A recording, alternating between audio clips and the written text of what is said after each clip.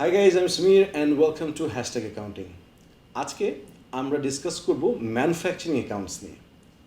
Manufacturing accounts জিনিসটা কি সেটা এক্সপ্লেন করার আগে আমি একটু এক্সপ্লেন করি যে ইউজুয়ালি আমরা যখন ফিনান্সিয়াল স্টেটমেন্টস বানাই আমরা সেটা কাদের জন্য বানাই?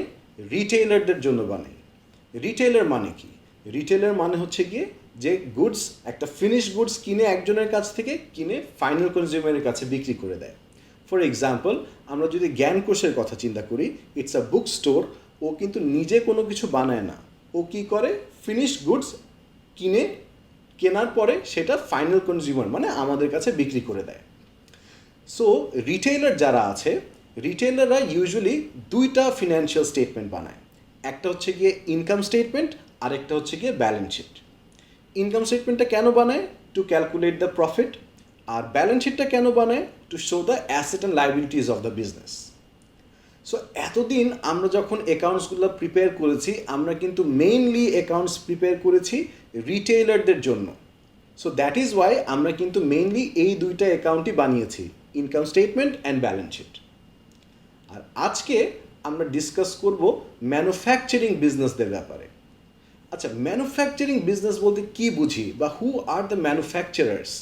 ম্যানুফ্যাকচারার মানে হচ্ছে গিয়ে তারা যারা নিজেরা গুডস প্রডিউস করে। ফর এক্সাম্পল আমরা যদি নাইকির কথা চিন্তা করি, অথবা আমরা যদি অ্যাপেলের কথা চিন্তা করি, অথবা আমরা যদি অ্যাডিডাসের কথা চিন্তা করি, অথবা আমরা যদি অটোবির কথা চিন্তা করি, দিজ আর ম্যানুফ্যাকচারিং বিজনেসেস। ওরা নিজেরা কিন্তু গুডস প্রডিউস করে। আরেকটা জিনিস তোমরা খেয়াল করো, আমি যে এক্সাম্পলগুলো দিলাম, নাইকি, অ্যাডিডাস, অ্যাপল, অটোবি, ওরা নিজেরা গুডস বানায় প্লাস ওরা নিজেরা কিন্তু গুডস সেল করে। তার মানে ওরা হচ্ছে গিয়ে manufacturer as well as retailer. যেহেতু ওরা retailer, so they will also prepare the income statement and balance sheet. সাথে করে since they are also the manufacturer, এই জন্যই ওরা একটা ম্যানুফ্যাকচারিং অ্যাকাউন্টও বানাবে। এখন ফার্স্ট কোয়েশ্চেন যেটা আমাদের মাথায় আসবে সেটা হচ্ছে কি, ম্যানুফ্যাকচারিং অ্যাকাউন্টটা কেন বানাবে? What is the purpose of making this manufacturing account? তাহলে আগে সেটা নিয়ে কথা বলি। তুমি চিন্তা করো, তুমি suppose you are the owner of Otobi. Otobi কি? ওরা ফার্নিচার বানায়, রাইট? সো তুমি সারা বছর যে ফার্নিচার বানাচ্ছ, naturally at the end of the year তুমি জানতে চাবে যে আমি যে এই ফার্নিচারগুলো বানালাম, এই ফার্নিচারগুলো বানানোর কস্ট কি, আমার কত টাকা খরচ হলো, সেটা তুমি জানতে চাবে না? সো এই যে ম্যানুফ্যাকচারিং অ্যাকাউন্টটা আমরা করি, ম্যানুফ্যাকচারিং অ্যাকাউন্টের পারপাসই হচ্ছে গিয়ে two calculate the cost of production of finished goods. So আমি এখান থেকে যেটা আমরা বুঝলাম সেটা হচ্ছে গিয়ে ম্যানুফ্যাকচারিং অ্যাকাউন্ট করি আমরা এই জিনিসটা বের করার জন্য। তাহলে ম্যানুফ্যাকচারিং অ্যাকাউন্টের পারপাসটা খেয়াল রাখতে হবে। পারপাসটা কি? To calculate the cost of production of finished goods. সারা বছর যে জিনিসগুলো আমি বানালাম, এই জিনিসগুলো বানাতে আমার কত টাকা খরচ হচ্ছে সেটা আমরা বের করব ম্যানুফ্যাকচারিং অ্যাকাউন্ট থেকে। ঠিক আছে? সো ম্যানুফ্যাকচারিং অ্যাকাউন্ট করার পারপাসটা তো আমরা বুঝে গেলাম। এখন এই ম্যানুফ্যাকচারিং অ্যাকাউন্টটা কীভাবে করে প্রিপেয়ার করতে হবে সেটা নিয়ে একটু ডিসকাস করি। আবারও একই কথা বলছি, এজিউম করো you are the owner of Otobi. তুমি চিন্তা করো তো তোমার ফার্নিচার বানাতে মেইনলি কি কি কস্ট লাগবে? মেইনলি কিন্তু তিনটা কস্ট লাগবে। What are the three cost? Number one, material. Material বলতে কি বোঝাচ্ছি? ফার্নিচার যে বানাবে, ফার্নিচার বানাতে তোমার উড লাগবে, তোমার পেইন্ট লাগবে। এই যে উড, পেইন্ট, এই জিনিসগুলোকে আমরা বলি মেটেরিয়াল। সো সবার আগে নাম্বার ওয়ান তোমার লাগবে মেটেরিয়াল কস্ট। নাম্বার টু, এই ফার্নিচারগুলো যে বানানো হবে, এই ফার্নিচারগুলো কে বানাবে? ওয়ার্কাররা বানাবে, মানে লেবাররা বানাবে। সো সেকেন্ড কস্ট আমরা বলতে পারি লেবার কস্ট। নাম্বার থ্রি, এই যে তুমি ফার্নিচারটা বানাবে, এই ফার্নিচারটা মনে করো একটা রুমের মধ্যে বানাবে, এই রুমের একটা রেন্ট আছে, এই রুমের একটা ইলেকট্রিসিটি বিল আছে, এই রুমের একটা ক্লিনিং কস্ট আছে, এই রুমের একটা হিটিং অ্যান্ড লাইটিং কস্ট আছে। সো এই যে আমি কস্টগুলো বলছি, room rent, cleaning cost, heating and lighting cost, electricity cost, all of this cost, এগুলো কি ইনডাইরেক্ট কস্ট না? আর এই ইনডাইরেক্ট কস্টগুলোকে আমরা বলি ওভারহেডস। সো ইন শর্ট আমি বলতে পারি আমার যে কোনো কিছু বানাতে তিনটা কস্ট লাগে। Number 1 material cost, number 2 labour cost and number 3 ওভারহেডস। এই ওভারহেডসের মধ্যে সব ধরনের ইনডাইরেক্ট কস্ট চলে আসবে। সো এখানে দেখো আমি তিনটা কস্ট দিয়ে দিলাম, মেটেরিয়াল, লেবার অ্যান্ড ওভারহেডস। এই তিনটা কস্ট যখন আমি অ্যাড করব তখন আমি কি কস্ট অফ প্রোডাকশনটা পেয়ে যাব না? সো এইটাই কিন্তু দেখো আমাদের ম্যানুফ্যাকচারিং অ্যাকাউন্টের পারপাস ছিল, two calculate the cost of production. So এইখান থেকে আমরা বুঝতে পারছি যে কোনো কিছু বানাতে আমাদের তিনটা কস্ট লাগবে, মেটেরিয়াল, লেবার অ্যান্ড ওভারহেডস। এই তিনটা কস্ট আমরা অ্যাড করব, কস্ট অফ প্রোডাকশন পেয়ে যাব। Very simple. সাথে করে আরেকটা জিনিস খেয়াল রাখতে হবে, এই যে দেখো আমি বললাম মেটেরিয়াল, লেবার অ্যান্ড ওভারহেডস তিনটা অ্যাড করব, তিনটা অ্যাড করলে তো কস্ট অফ প্রোডাকশন পাবো। কিন্তু আমি যদি শুধুমাত্র মেটেরিয়াল আর লেবার কস্টটা অ্যাড করি তখন আমি যে ভ্যালুটা পাবো সেটাকে আমি বলবো প্রাইম কস্ট। প্রাইম মানে কি? প্রাইম মানে হচ্ছে কি মেইন। সো তুমি চিন্তা করে দেখো, যে কোনো কিছু তুমি বানাও, যে কোনো কিছু বানানোর মেইন কিন্তু দুইটা কস্ট, মেটেরিয়াল আর labour. So that is why material আর লেবার অ্যাড করে আমরা যেটা পাই সেটাকে আমরা বলি প্রাইম কস্ট। আর এই প্রাইম কস্টের সাথে যখন আমরা ওভারহেডস অ্যাড করে দিব তখন আমরা পেয়ে যাব কস্ট অফ প্রোডাকশন। সো এই যে জিনিসটা, এটাকে কি আমি বলতে পারি না সামারাইজড ম্যানুফ্যাকচারিং অ্যাকাউন্ট? কারণ একটু আগে আমি বলেছিলাম ম্যানুফ্যাকচারিং অ্যাকাউন্টের পারপাসটা কি, to calculate the cost of production. So এখানে কি আমরা কস্ট অফ প্রোডাকশনটা কি পেয়ে যাচ্ছি না? অ্যান্ড এটাকে আমি সামারাইজড ম্যানুফ্যাকচারিং অ্যাকাউন্ট বলছি এই কারণে, কারণ এখানে আমি কিন্তু কোনো কিছু ডিটেলসে দেখাই নাই, এখানে সব কিছু একদম কম্প্রেসড ফর্মে দেখিয়েছি। এই জন্য আমি এটাকে বলছি সামারাইজড ম্যানুফ্যাকচারিং অ্যাকাউন্ট। এই সামারাইজড ম্যানুফ্যাকচারিং অ্যাকাউন্টটাকে আমরা তিনটা ভাগে ভাগ করব। নাম্বার 1 মেটেরিয়ালের সেকশন, নাম্বার 2 লেবারের সেকশন, নাম্বার 3 ওভারহেডসের সেকশন।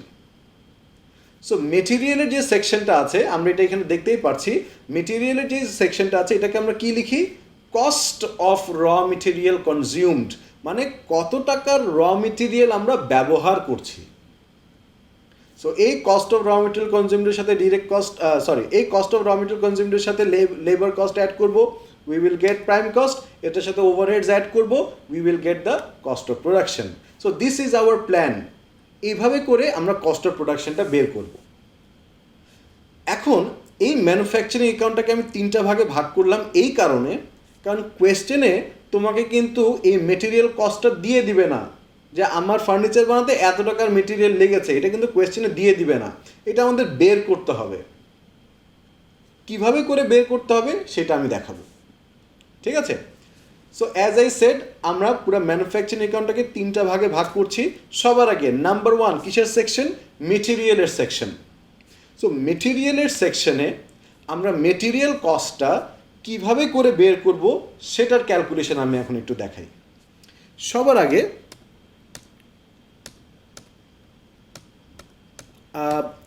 আগে আমি বললাম যে এজিউম করো বছরের শুরুতে আমার কাছে কিছু র মেটেরিয়াল আছে। সো বছরের শুরুতে আমার কাছে যে র মেটেরিয়ালগুলো আছে সেটাকে কি আমি opening inventory of raw material বলতে পারি না, যেহেতু বছরের শুরুতে আছে? সো সাপোজ আমি বললাম যে বছরের শুরুতে আমাদের কাছে র মেটেরিয়াল আছে 10 টাকা। So opening inventory of raw material আমি দিলাম 10 টাকা। ডিউরিং দ্য ইয়ার আমি আরও কিছু র মেটেরিয়াল পারচেজ করলাম। সাপোজ আমি ডিউরিং দ্য ইয়ার আরও 20 টাকার র মেটেরিয়াল পারচেজ করলাম। সো তোমরা চিন্তা করে দেখো, আমি যখন র মেটেরিয়াল পারচেজ করছি তখন আমার ওভারঅল র মেটেরিয়ালসটা কি বেড়ে যাবে না? সো দ্যাট ইজ ওয়াই দেখো আমি পারচেজটা কিন্তু প্লাস করছি। বছরের শুরুতে 10 টাকার র মেটেরিয়াল ছিল, এরপর আরও 20 টাকার র মেটেরিয়াল পারচেজ করলাম। So right now in total আমার কাছে কত টাকার র মেটেরিয়াল আছে? 30, কারেক্ট? আচ্ছা, এই 30-র মধ্যে থেকে আমি বললাম যে কিছু র মেটেরিয়াল আমি দেখলাম নষ্ট। যদি নষ্ট, ওটাকে আমি আমার কাছে রাখবো না ফেরত দিয়ে দিব? ন্যাচারালি ফেরত দিয়ে দিব। সো আমি মনে করো 5 টাকার র মেটেরিয়াল ফেরত দিয়ে দিলাম, মানে রিটার্ন আউটওয়ার্ডস করে দিলাম। সো 30-র মধ্যে থেকে আমি কিন্তু 5 টাকার র মেটেরিয়াল ফেরত দিয়ে দিচ্ছি। যেহেতু ফেরত দিয়ে দিচ্ছি, তাহলে আমার কাছে এখন কত টাকার র মেটেরিয়াল আছে? 30 মাইনাস 5 না? So that is why return আউটপুটটা আমি মাইনাস করলাম। সো 30 মাইনাস 5, এখন কত টাকার র মেটেরিয়াল আছে আমার কাছে? 25। এবার আমি তোমাকে বললাম যে এখন আমি আরও মনে করো এই যে র মেটেরিয়ালগুলো কিনেছি, কেনার পর তো এগুলো আমার বাসায় নিয়ে আসতে হবে, বা বাসায় না বলে বেটার হয় আমি বলি এই র মেটেরিয়ালগুলো কেনার পর আমার ফ্যাক্টরিতে নিয়ে যেতে হবে। সো এই যে র মেটেরিয়ালগুলো ফ্যাক্টরিতে নিয়ে যাওয়ার জন্য একটা ট্রান্সপোর্ট কস্ট থাকবে না? এই ট্রান্সপোর্ট কস্টটাকে কি আমরা ক্যারেজ ইনওয়ার্ড বলি না? ক্যারেজ ইনওয়ার্ডের কারণে আমাদের পারচেজিং কস্ট বাড়ে না কমে? আমরা জানি ক্যারেজ ইনওয়ার্ডের কারণে আমাদের পারচেজিং কস্ট বেড়ে যায়। সো আমি বলতে পারি যে ক্যারেজ ইনওয়ার্ডটা আমাদের প্লাস করতে হবে এখানে। সো দেখো আমাদের কাছে কিন্তু 25 টাকার র মেটেরিয়াল ছিল, আবার এটাকে আমার ফ্যাক্টরিতে নিতে আরও 10 টাকা খরচ হয়েছে। সো আমি ক্যারেজ ইনওয়ার্ডটা প্লাস করলাম। সো এখন রাইট নাও আমাকে যদি কেউ জিজ্ঞেস করে যে তোমার কাছে যে র মেটেরিয়াল আছে ওটার টোটাল কস্ট কত হয়েছে, আমি কি বলবো? 35 না? ক্লিয়ার?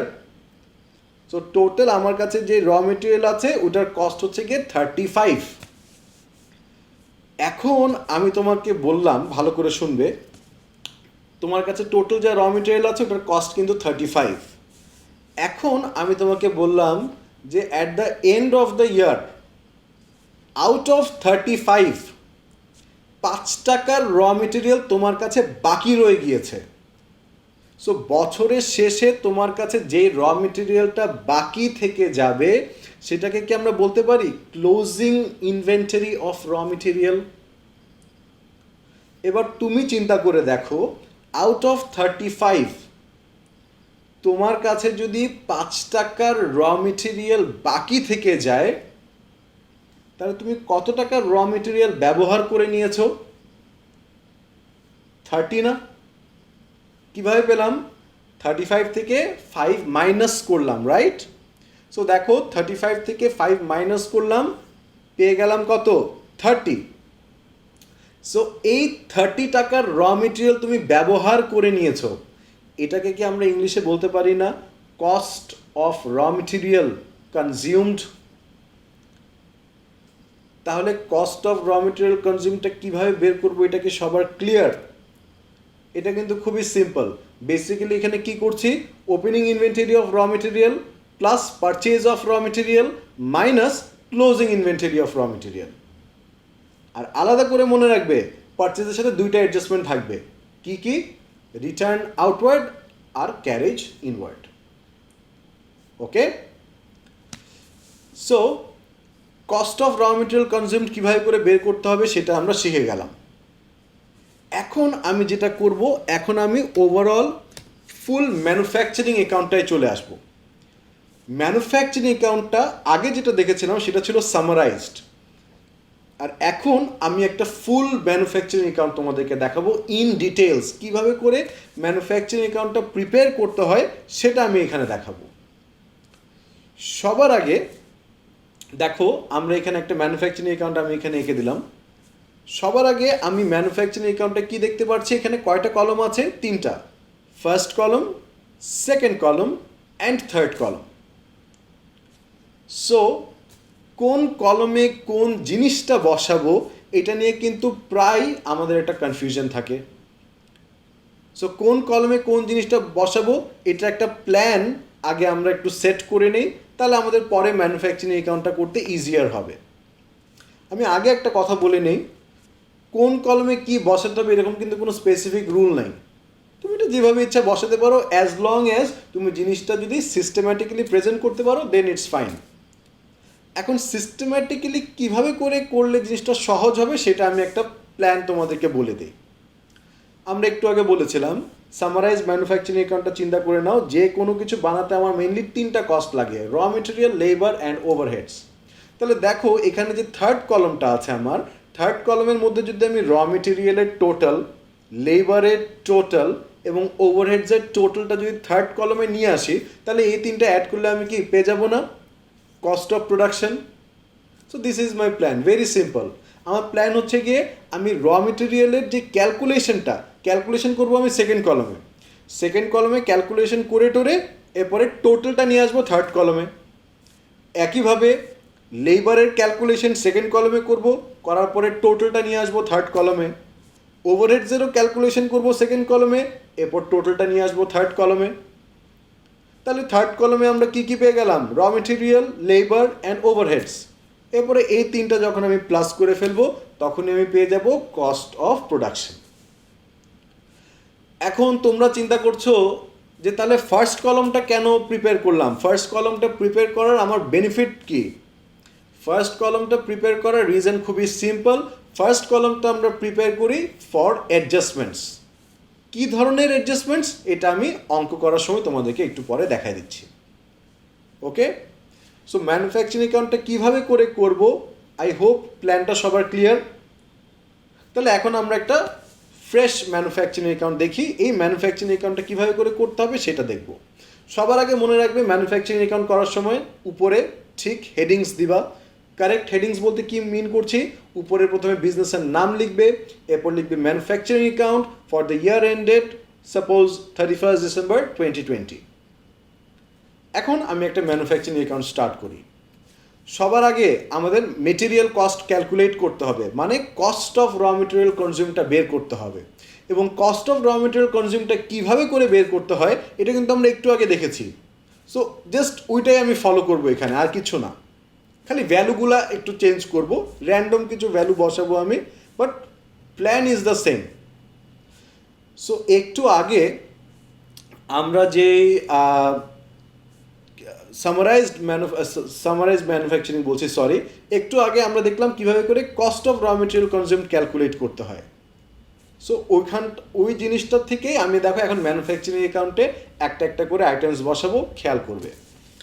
সবার আগে সামারাইজ ম্যানুফ্যাকচারিং অ্যাকাউন্টে দেখো, আবারও সামারাইজ বলছি, sorry, cost of raw material কনজিউমডের যে সেকশনটা, ওখানে দেখো সবার আগে কী দিয়ে স্টার্ট করেছিলাম? Opening inventory of raw material. এখানেও আমি একই কাজ করব। সবার আগে opening inventory of raw material দিয়ে স্টার্ট করলাম। কোন কলমে বসাবো? একটু আগে কী বলেছি? মেটেরিয়ালের সব ক্যালকুলেশন করব সেকেন্ড কলমে, টোটালটা নিয়ে যাব কিন্তু আমি থার্ড কলমে। সো সব ক্যালকুলেশন কিন্তু হবে আমার সেকেন্ড কলমে। সো সবার আগে opening inventory of raw material আমি সেকেন্ড কলমে বসাই দিলাম 1000। ওকে, ওপেনিং ইনভেন্টরির সাথে আমরা কি দেখলাম? কি প্লাস করব? Purchase of raw material. Purchase of র মেটেরিয়ালটা আমি সেকেন্ড কলমে না বসায় পারচেজ অফ র মেটেরিয়ালটা আমি আগে ফার্স্ট কলমে বসাচ্ছি, কারণ পারচেজের সাথে অ্যাডজাস্টমেন্ট আছে। কি অ্যাডজাস্টমেন্ট? আমরা জানি পারচেজের সাথে মেইনলি দুইটা অ্যাডজাস্টমেন্ট থাকে, একটা রিটার্ন আউট আর একটা ক্যারেজ ইন। সো এই দুইটা অ্যাডজাস্টমেন্ট আমি ফার্স্ট কলমে করে নেই। পারচেজ অফ র মেটেরিয়ালের থেকে রিটার্ন আউটওয়ার্ড আমার সাবট্র্যাক্ট করতে হবে। রিটার্ন আউটওয়ার্ড আমি দিলাম 2000, পারচেজ অফ র মেটেরিয়াল ছিল আমার 5000 থেকে 2000 সাবট্র্যাক্ট করলাম, পেয়ে গেলাম আমরা 3000। এই যে 3000 এটাকে আমরা বলি নেট পারচেজ। এটার সাথে ক্যারেজ ইনওয়ার্ড কী করতে হবে? প্লাস করতে হবে। কেন প্লাস করতে হবে? কারণ ক্যারেজ ইনওয়ার্ডের কারণে আমার ওভারঅল পারচেজিং কস্ট বেড়ে যাচ্ছে। সো এটার সাথে আমি প্লাস করলাম ক্যারেজ ইনওয়ার্ড সাপোজ 1000। সো পারচেজের সাথে কিন্তু দেখো দুইটা অ্যাডজাস্টমেন্ট ছিল, অ্যাডজাস্টমেন্ট করা শেষ না? তাহলে আমার তো আর ফার্স্ট কলমে ভ্যালু লিখে লাভ নেই, আমার ডিরেক্টলি সেকেন্ড কলমে ভ্যালুটা ট্রান্সফার করে দেওয়া উচিত। সো আমি সেকেন্ড কলমে ভ্যালুটা ট্রান্সফার করে দিলাম 4000, মানে ক্যারেজ ইনওয়ার্ডটা অ্যাড করার পরে ভ্যালুটা আমি সেকেন্ড কলমে দিয়ে দিলাম 4000। এখন তুমি দেখো, চিন্তা করো, সেকেন্ড কলমটা একটু ফলো করো। ওপেনিং ইনভেন্টরি কত ছিল? 1000। ওভারঅল পারচেস করেছো কত? 4000। সো আমি যদি এখন তোমাকে জিজ্ঞেস করি তোমার কাছে ইন টোটাল কত টাকার র মেটেরিয়াল আছে, তুমি কি বলবে? 5000। সো দেখো আমরা পেয়ে গেলাম 5000। Out of 5000 at the end of the ইয়ার তোমার কাছে বাকি রয়ে গেল 2000 টাকার র মেটেরিয়াল। 5000-এর মধ্যে থেকে 2000 টাকার র মেটেরিয়াল তোমার কাছে বাকি রয়ে যাচ্ছে। তাহলে কত টাকার র মেটেরিয়াল তুমি খরচ করেছো? 5,000-এর মধ্যে থেকে যদি 2,000 টাকার র মেটেরিয়াল বাকি থেকে যায়, তার মানে তুমি কি 3,000 টাকার র মেটেরিয়াল খরচ করেছো না? অ্যান্ড এই 3,000টাকে আমরা কি বলছি? Cost of raw material consumed. খেয়াল করো, এই যে 3,000 এটাকে কিন্তু আমি থার্ড কলমে নিয়ে আসছি। কেন থার্ড কলমে নিয়ে আসছি? কারণ এটাই হচ্ছে কি মেটেরিয়ালের টোটালটা। সো দ্যাট ইজ ওয়াই এটাকে কিন্তু আমি থার্ড কলমে নিয়ে আসলাম। Okay, so according to our plan আমার 3টা কস্ট লাগবে ক্যালকুলেট করতে: material, labour and overheads. Already মেটেরিয়ালের ক্যালকুলেশন ডান। সেকেন্ড কিসের ক্যালকুলেশন করতে হবে? লেবার। এটা খুবই সহজ। সো মেটেরিয়ালের সাথে আমি অ্যাড করতে হবে লেবার, কিন্তু তুমি এখানে দেখো আমি কস্ট অফ র মেটেরিয়াল কনজিউমডের সাথে লেবার অ্যাড না করে আমি কি অ্যাড করছি? Direct cost. Instead of writing labour I am writing direct cost. কেন ডিরেক্ট কস্ট লিখছি? কারণ labour is part of a direct cost. Labour ছাড়া কি কোনো কিছু প্রোডাকশন করা সম্ভব? সম্ভব না। সো এই জন্যই লেবারকে আমরা যদি চাই ডিরেক্ট কস্টের আন্ডারে কিন্তু দিতে পারি। সো আমি হেডিংটা দিলাম ডিরেক্ট কস্ট, এবং এই ডিরেক্ট কস্টের নিচে আমি লেবার কস্ট দিয়ে দিলাম। এটাকে কিন্তু লেবার কস্ট বলা হয়, বা অনেক সময় কিন্তু ওয়েজেসও বলা হয়। ওয়েজেস, লেবারদেরকে আমরা যে স্যালারিটা দেই সেটাকে বলি আমরা wages. So instead of writing labour অনেক সময় কিন্তু কোয়েশ্চেনে দেখবে লেখা থাকবে ডিরেক্ট ওয়েজেস। ওয়েজেস মানেই হচ্ছে কি তুমি টাকাটা লেবারদেরকে দিচ্ছ। সো ডিরেক্ট কস্টের আন্ডারে আমি সবার আগে লেবার ওয়েজেস দিয়ে দিলাম। এছাড়া আরেকটা ডিরেক্ট কস্ট কিন্তু আমাদের থাকতে পারে। কি সেটা? রয়্যালটি। রয়্যালটি কথাটার মানে কি? What do we mean by royalty, and এটা কেন ডিরেক্ট কস্টের আন্ডারে আসে? রয়্যালটি মানে হচ্ছে কি তুমি যখন কোনো ইন্টেলেকচুয়াল প্রপার্টির জন্য যদি তোমার কাউকে টাকা দিতে হয় সেটাকে আমরা বলি রয়্যালটি। ইন্টেলেকচুয়াল প্রপার্টি বলতে আমরা কি বুঝি সেটা একটু এক্সপ্লেন করি। ইন্টেলেকচুয়াল প্রপার্টি হচ্ছে গিয়ে, সাপোজ আমি বললাম আমি একটা অথর, মানে আমি বই লিখি। আমি যখন একটা বই লিখব, বই লেখার পরে আমি বইটা একটা পাবলিশারের কাছে বিক্রি করে দিব, একটা পাবলিশিং কোম্পানির কাছে বিক্রি করে দিব। সো যখন আমি একটা পাবলিশিং কোম্পানির কাছে আমার বই বিক্রি করব, সেটার জন্য কিন্তু আমি ইনিশিয়ালি একটা অ্যামাউন্ট অফ টাকা পাবো। এছাড়া যখন আমার বই বিক্রি করা হবে, প্রতিটা বই যখন বিক্রি করা হবে, প্রতিটা বইয়ের জন্য সেই পাবলিশিং কোম্পানি আমাকে একটা টাকা দিবে, আমাকে একটা রয়্যালটি দিবে। মানে রয়্যালটি বেসিক্যালি ইটস লাইক কমিশনের মতো ব্যাপারটা অনেকটা। ওই কমিশনটাকে একটু ভদ্রভাবে আমরা রয়্যালটি বলি। প্রতিটা বই যখন সেল করা হবে, প্রতিটা বইয়ের এগেনস্টে আমাকে কিন্তু একটা রয়্যালটি দিতে হবে। একইভাবে আমি যদি বলি, সাপোজ আমি বললাম আমি একটা মিউজিশিয়ান, আমি একটা গান বানালাম। গান বানানোর পরে এই গানটা আমি একটা কোম্পানির কাছে বিক্রি করে দিলাম, সাপোজ 5 লাখ টাকায় বিক্রি করে দিলাম। And then for each CD that the company sales, প্রতিটা কোম্পানি সিডি যখন সে সেল করবে, প্রতিটা সিডির এগেনস্টে ওর কিন্তু আমাকে একটা কমিশন, মানে আমাকে একটা রয়্যালটি দিতে হবে। আরেকটা এক্সাম্পল বলি, মনে করো let's take the example of Coke. আমরা বাংলাদেশে কোক বানাচ্ছি, রাইট? বাট কোকের যেই প্যারেন্ট কোম্পানিটা ইট বিলংস ওয়্যার? আমেরিকায়।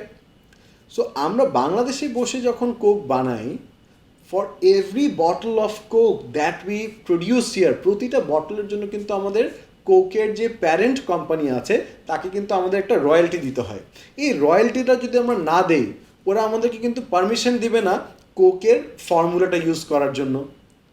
So in order to produce Coke, Sprite, Fanta, এই জিনিসগুলো প্রডিউস করার জন্য, ওদের ফর্মুলা ব্যবহার করার জন্য আমার রয়্যালটিটা দিতে হচ্ছে।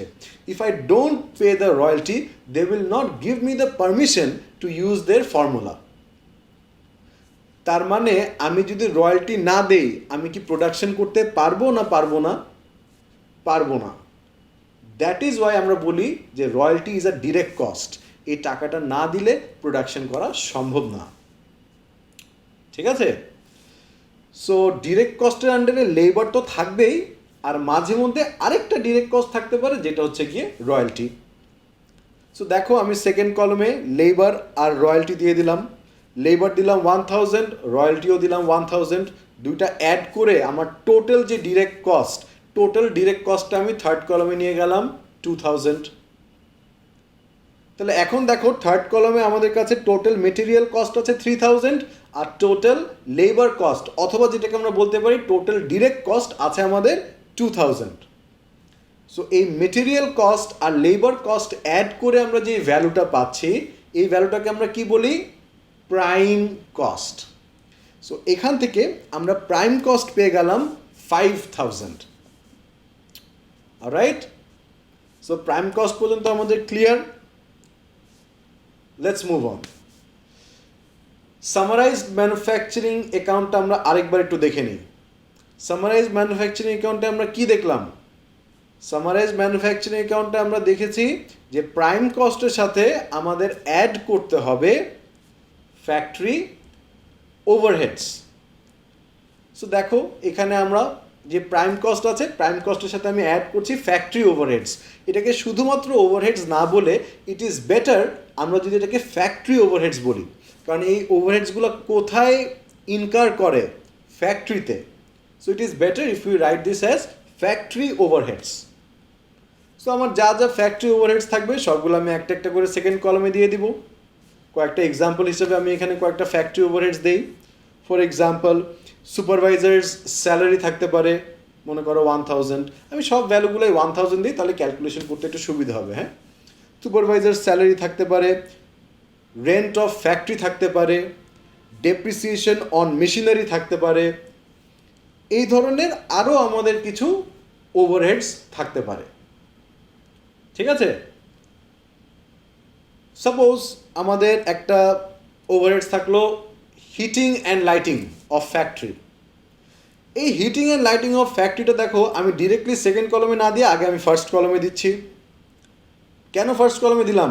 ফার্স্ট কলমে দিলাম মানে এটার সাথে কি অ্যাডজাস্টমেন্ট আছে না? সো ফার্স্ট কলমে আমি হিটিং অ্যান্ড লাইটিং দিলাম 1000। কি অ্যাডজাস্টমেন্ট থাকতে পারে? অনেক সময় আমাদের ওয়িং এক্সপেন্স থাকে না? ওয়িং থাকলে কি করি? প্লাস না মাইনাস? প্লাস। সো এটার সাথে আমি ওয়িং অ্যাড করে নিলাম 500। অ্যাড করার পরে টোটালটা দিয়ে দিলাম সেকেন্ড কলমে 1500। আরেকটা আমি ইয়ের কথা বলি, ওভারহেডসের কথা বলি। মনে করো ফ্যাক্টরি ইন্স্যুরেন্স। ফ্যাক্টরি ইন্স্যুরেন্স আমি প্রথমে ফার্স্ট কলমে দিলাম 1000। যদি প্রিপেড থাকে কি করতে হবে? মাইনাস করতে হবে। এখান থেকে প্রিপেড মাইনাস করলাম 500, মাইনাস করার পরে ভ্যালুটা সেকেন্ড কলমে দিয়ে দিলাম। ক্লিয়ার? সো সেকেন্ড কলমে এখন তোমরা দেখো সব ওভারহেডসগুলো আমরা একসাথে করে নিলাম। এখন এই সব ওভারহেডসগুলো অ্যাড করো, অ্যাড করে ভ্যালুটা থার্ড কলমে নিয়ে আসো টোটালটা। তো সব ওভারহেডসগুলো অ্যাড করলাম, অ্যাড করার পরে থার্ড কলমে ভ্যালু নিয়ে আসলাম 5000। তাহলে এখন দেখো আমার প্রাইম কস্ট আছে 5000 আর ওই দিক থেকে ওভারহেডসও আছে 5000। তাহলে প্রাইম কস্ট আর ওভারহেডস দুইটা অ্যাড করলে কি পাই আমরা? Cost of production. তাই আমরা দেখেছিলাম না সামারাইজড ম্যানুফ্যাকচারিং অ্যাকাউন্টে। কিন্তু এইখানে আমি প্রাইম কস্ট আর ওভারহেডস অ্যাড করার পরে যে ভ্যালুটা পাচ্ছি 10000, এটাকে আমি কস্ট অফ প্রোডাকশন না লিখে এটাকে আমি লিখতেছি ওয়ার্কস কস্ট। কেন এটাকে আমি কস্ট অফ প্রোডাকশন না লিখে ওয়ার্কস কস্ট লিখলাম? সামারাইজড ম্যানুফ্যাকচারিং অ্যাকাউন্টে তো আমরা প্রাইম কস্টের সাথে ওভারহেডস অ্যাড করেই কস্ট অফ প্রোডাকশন লিখেছিলাম না? Because that was summarised manufacturing account. ওখানে কোনো কিছু ডিটেলসে দেখাই নেই, সব কিছু কম্প্রেসড ফর্মে দেখিয়েছিলাম। আর এখন আমি ডিটেলস দেখাচ্ছি। এজন্যই আমি বলছি যে প্রাইম কস্টের সাথে ফ্যাক্টরি ওভারহেডস অ্যাড করবে, অ্যাড করার পরে যে ভ্যালুটা পাচ্ছ এইটাকে instead of writing cost of production, এটাকে আগে আমরা লিখব ওয়ার্কস কস্ট। ওয়ার্কস কস্ট কথাটার মানে কি? ওয়ার্কস কস্ট মানে পুরা কাজটা করতে কত টাকা খরচ হয়েছে। এই ওয়ার্কস কস্টের সাথে আমাদের দুইটা জিনিস অ্যাডজাস্ট করতে হবে। কেন অ্যাডজাস্ট করতে হবে, কি অ্যাডজাস্ট করতে হবে সেটা আমি পরে এক্সপ্লেন করব। আগে একটু টেকনিকটা শিখাই দেই, পরে আমি এক্সপ্লেনেশনে আসছি। হ্যাঁ, সো এই যে আমি ওয়ার্কস কস্টটা দেখতে পাচ্ছি 10,000, এই ওয়ার্কস কস্টের সাথে আমাদের অ্যাড করতে হবে opening inventory of work in progress. Work in progress অথবা ওয়ার্ক ইন প্রসেস কথাটার মানে কি? ওয়ার্ক ইন প্রোগ্রেস মানে যে জিনিসটা আমরা পুরোপুরি কমপ্লিট করি নাই, যে জিনিসটা আমরা হাফ বানিয়েছি, মানে সেমি ফিনিশড অবস্থায় আছে, সেটাকে আমরা বলি ওয়ার্ক ইন প্রোগ্রেস। সো এই ওয়ার্কস কস্টের সাথে আমরা অ্যাড করব opening inventory of work in progress, আর সাবট্র্যাক্ট করব আমরা closing inventory of work in progress. তাহলে দেখো, ওয়ার্কস কস্টের সাথে opening inventory of work in progress plus করলাম, আর closing inventory of work in progress subtract করলাম। করার পরে লাস্টে আমরা যে ভ্যালুটা পাচ্ছি সেটাকে আমরা বলবো কস্ট অফ প্রোডাকশন, যেটা আমাদের মেইন গোল ছিল। ম্যানুফ্যাকচারিং অ্যাকাউন্ট করার মেইন গোল ছিল কস্ট অফ প্রোডাকশন বের করা। সেই কস্ট অফ প্রোডাকশনটা এখন আমরা পেয়ে গেলাম, সো এটাকে আমরা ডাবল লাইন দিয়ে ক্লোজ করে ফেলছি। ক্লিয়ার? এখন তোমরা হয়তো চিন্তা করছো যে এই ওয়ার্ক ইন প্রোগ্রেসের ঘটনাটা কি ছিল, এই ওয়ার্ক ইন প্রোগ্রেস ব্যাপারটা কি, এটা কেন প্লাস করছি, কেন মাইনাস করছি, সেটা একটু বুঝি আমরা। এটা একটু এক্সপ্লেন করি আমি। আচ্ছা, ম্যানুফ্যাকচারিং অ্যাকাউন্টটা তো এমনি মোটামুটি ক্লিয়ার আমাদের, right? Till cost of production সব কিছুই ক্লিয়ার, শুধু ওয়ার্ক ইন প্রোগ্রেস ছাড়া। সো ম্যানুফ্যাকচারিং অ্যাকাউন্টটা কীভাবে করতে হবে সেটা আমাদের সামনে আছে। এখন আমি একটা ফ্রেশ এক্সাম্পলে চলে যাই, যে এক্সাম্পলের সাথে এটার কোনো সম্পর্ক নেই। আমি এমনি একটা ফ্রেশ এক্সাম্পল দিয়ে ওয়ার্ক ইন প্রোগ্রেসের ব্যাপারটা এক্সপ্লেন করে দিই তোমাদেরকে, যে কেন ওপেনিং ওয়ার্ক ইন প্রোগ্রেসটা প্লাস করছি আর কেন ক্লোজিং ওয়ার্ক ইন প্রোগ্রেসটা মাইনাস করছি, সেটার একটা এক্সাম্পল বলি আমি। হ্যাঁ, সো সবার আগে লেটস থিঙ্ক যে আমি টেবিল বানাচ্ছি, ঠিক আছে? ফর সিম্পলিসিটি তোমরা চিন্তা করো, আমার একটা টেবিল বানাতে 5,000 টাকা লাগে। সো আমি তোমাকে বললাম যে এই বছর আমি প্রথমে একটা টেবিল বানালাম, তাহলে আমার খরচ হলো কত? 5,000। আরেকটা টেবিল বানালাম, খরচ হলো কত? 10,000। আর থার্ড টেবিলটা আমি হাফ বানিয়েছি, অ্যাজ আ রেজাল্ট আমার খরচ হয়েছে কত? 2,500। সো আমি যদি তোমাকে এখন জিজ্ঞেস করি যে এই বছর আমি যে কাজ করলাম, এই কাজ করতে আমার টোটাল কত টাকা খরচ হচ্ছে, তুমি কি বলবে? 12,500 না? 5,000 প্লাস 5,000 প্লাস 2,500, মানে ইন টোটাল আমার 12,500 টাকা খরচ হয়েছে, কারেক্ট? এই 12,500 টাকা আমি বলছি ওয়ার্কস কস্ট, মানে পুরা কাজটা করতে কত টাকা খরচ হলো। তোমরা যদি একটু চিন্তা করো, আমি কিন্তু এই চ্যাপ্টার এক্সপ্লেনেশনের একদম শুরুতে বলেছিলাম ম্যানুফ্যাকচারিং অ্যাকাউন্ট কেন করি, to what is the purpose, to calculate the cost of production of finished goods. তাহলে এখানে মেইন কিওয়ার্ড ছিল অফ ফিনিশড গুডস, মানে ফিনিশড গুডস বানাতে কত টাকা খরচ হয়েছে। তাহলে এখন তুমি চিন্তা করে দেখো, আমি তো টোটাল 2.5 টেবিলস বানিয়েছি, ফিনিশড গুডস বানিয়েছি কয়টা? 2টা না? ফিনিশ টেবিল বানিয়েছি 2টা না? তাহলে তোমাকে যদি আমি জিজ্ঞেস করি যে what is the cost of production, তুমি কি 10,000 বলবে না 12,500 বলবে? ন্যাচারালি তুমি 10,000 বলবে, কারণ ফিনিশ গুডস আমি কয়টা বানিয়েছি? 2টা, 3টা কিন্তু বানাই নাই। ফিনিশ গুডস হয়েছে 2টা, এবং এই 2টা বানাতে কত টাকা খরচ হয়েছে? 10,000। So if I ask you যে what is the cost of production, তুমি কিন্তু বলবো 10,000, কারেক্ট? সো আমরা এই 10,000টা কীভাবে পেলাম দেখো তো। 12,500 ছিল ওয়ার্কস কস্ট, এখান থেকে যদি ওই সেমি ফিনিশড যেটা ছিল, যেটা ওয়ার্ক ইন প্রোগ্রেস ছিল, ওইটা যদি মাইনাস করে দেই, মানে 2500টা যদি মাইনাস করে দেই, তাহলে কি আমরা পেয়ে যাচ্ছি না 10,000? এই যে 2500টা মাইনাস করলাম, এই 2500টা তো ওয়ার্ক ইন প্রোগ্রেস ছিল। বছরের শুরুতে ছিল না শেষে? শেষে ছিল। দেয়ারফর এটাকে কি আমরা বলতে পারি না closing inventory of work in progress? So আমরা এই এক্সাম্পলটা থেকে বুঝতে পারলাম যে closing inventory of work in progress যদি থাকে ওটা মাইনাস করতে হবে, so that at the end of the ইয়ার আমরা যে কস্ট অফ প্রোডাকশনটা পাচ্ছি সেটা যাতে cost of producing finished goods হয়। ক্লিয়ার? আচ্ছা, এবার আসি আমি আরেকটা এক্সাম্পলে। এখন আমি যে কথাটা বললাম এটা ইয়ার 1 নিয়ে কথা বললাম, রাইট? এখন চলে আসি আমি ইয়ার 2-তে। সেকেন্ড বছর আমি যখন টেবিল বানানো শুরু করব, সবার আগে আমি কি নতুন টেবিল বানাবো, না যেটা হাফ বানিয়েছিলাম ওইটাকে কমপ্লিট করব? ন্যাচারালি যেটা হাফ বানিয়েছিলাম সেটা সবার আগে কমপ্লিট করব। সো যেটা হাফ বানিয়েছিলাম সেটা এখন আমি কমপ্লিট করলাম। সেটা কমপ্লিট করতে কত টাকা লাগবে? 2500 না? কারণ গত বছর হাফ বানিয়ে রেখেছিলাম, ওখানে লেগেছিল 2500। এই বছর আমি আরও হাফ বানাবো, ওই হাফ বানাতে আমার লাগবে আরও 2500। সাথে করে এই বছর আমি আরও 3টা টেবিল বানাইলাম। সো 5000, 5000, 5000 হইল 15,000।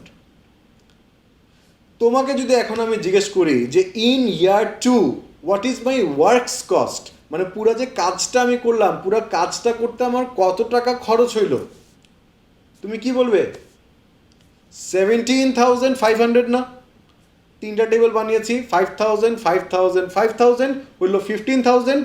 আর গত বছরের যে টেবিলটা ছিল ওটা হাফ কমপ্লিট করেছি, ওটাতে লেগেছে আরও 2,500। তার মানে in total 17,500 is my works cost.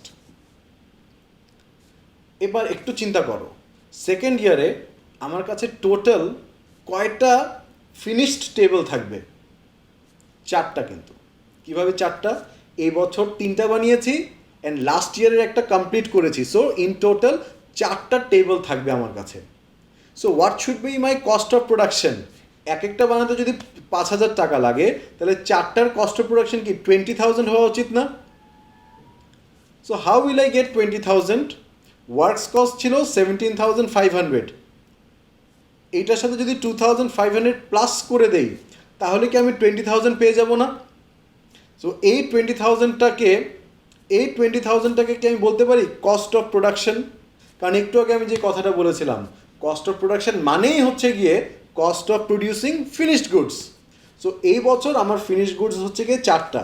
So এটার answer cost of production naturally 20,000 আসা উচিত। অ্যান্ড 20,000 কীভাবে পেলাম? By adding 2,500। এই 2,500টা কী ছিল? ওয়ার্ক ইন প্রোগ্রেস ছিল। এই ওয়ার্ক ইন প্রোগ্রেসটা কি বছরের শুরুতে ছিল না শেষে? বছরের শুরুতে। সো এটাকে আমরা বলতে পারি opening inventory of work in progress. So এই এক্সাম্পল থেকে আমরা বুঝলাম যে opening inventory of work in progress থাকলে প্লাস করতে হবে, আর closing inventory of work in progress থাকলে মাইনাস করতে হবে। So for the last time আমি ফুল ম্যানুফ্যাকচারিং অ্যাকাউন্টটা তোমাদের সামনে আরেকবারও নিয়ে আসলাম।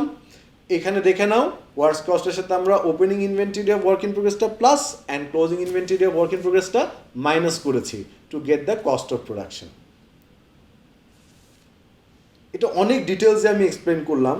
এত ডিটেলস আসলে তোমাদের না জানলেও অসুবিধা নাই, তোমার সিম্পলি একটা জিনিস মনে রাখলেই হবে, সেটা হচ্ছে গিয়ে ওয়ার্কস কস্টের সাথে আমরা opening inventory of work in প্রোগ্রেসটা প্লাস করি আর closing inventory of work in প্রোগ্রেসটা মাইনাস করি। এটার পিছনে একটা খুব সিম্পল রিজন, সেটা হচ্ছে গিয়ে so that we can calculate the cost of producing finished goods. Clear? So manufacturing অ্যাকাউন্টটা মোটামুটি আই গেস হোপফুলি বোঝাতে পেরেছি।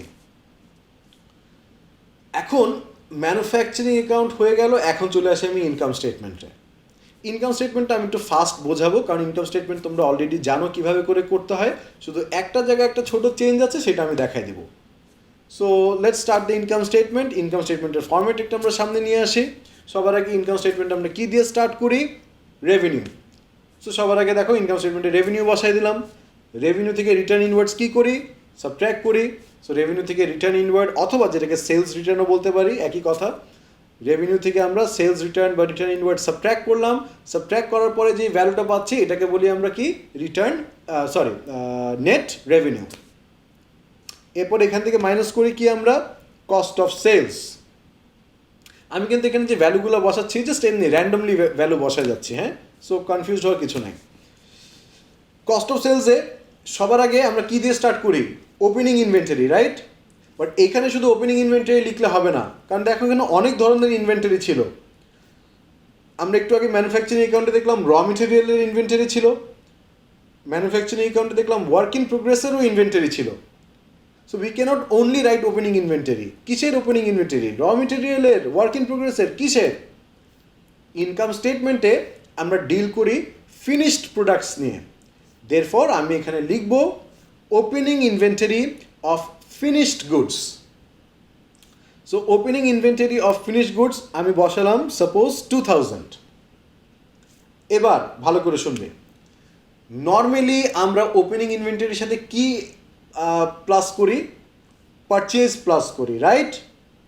বাট এইখানে চিন্তা করে দেখো, যেহেতু আমরা ম্যানুফ্যাকচারার, আমরা নিজেরাই যেহেতু ম্যানুফ্যাকচারার, আমরা কি এখন কোনো গুডস পারচেজ করব কারো থেকে? না নিজেরাই বানাচ্ছি? নিজেরাই বানাচ্ছি না? So instead of writing purchase কি লেখা উচিত? Cost of production. পারচেজটাকে রিপ্লেস করলাম কস্ট অফ প্রোডাকশন দিয়ে, কারণ এখন আমি তো আর কারো থেকে গুডস পারচেজ করছি না, নিজেরাই বানাচ্ছি। সো পারচেজ না লিখে এখানে লিখলাম কস্ট অফ প্রোডাকশন। এই কস্ট অফ প্রোডাকশনটা আমি কোথায় পাবো? ম্যানুফ্যাকচারিং অ্যাকাউন্টে পাবো। ম্যানুফ্যাকচারিং অ্যাকাউন্টের যে লাস্টের যে আনসারটা পেয়েছিলাম কস্ট অফ প্রোডাকশন আমি 12,000, সেই কস্ট অফ প্রোডাকশনটাই আমি এখানে নিয়ে আসলাম 12,000। ঠিক আছে? এরপরে নর্মালি যেরকম করি আমরা, ক্লোজিং ইনভেন্টরি থাকলে সেটা মাইনাস করে দেই। ক্লোজিং ইনভেন্টরি মাইনাস করে দিলাম। মাইনাস করার পরে আনসারটা এখানে কত পাচ্ছি? 10,000। এবার শুনো, ভালো করে শুনবে এই পার্টটা। নর্মালি এই যে 10,000, এটাকে কি আমরা কস্ট অফ সেলস বলি না? এবং এটাকে কি আমরা রেভিনিউ থেকে মাইনাস করলে কি গ্রস প্রফিট পেয়ে যাই না? বাট এখানে ছোট্ট একটা চেঞ্জ আছে। সেটা হচ্ছে কি, এই যে 10,000টা পেলাম, এই 10,000-এর সাথে আমি আরেকটা কস্ট ইনক্লুড করব। সেটা হচ্ছে গিয়ে ওয়্যার হাউস কস্ট।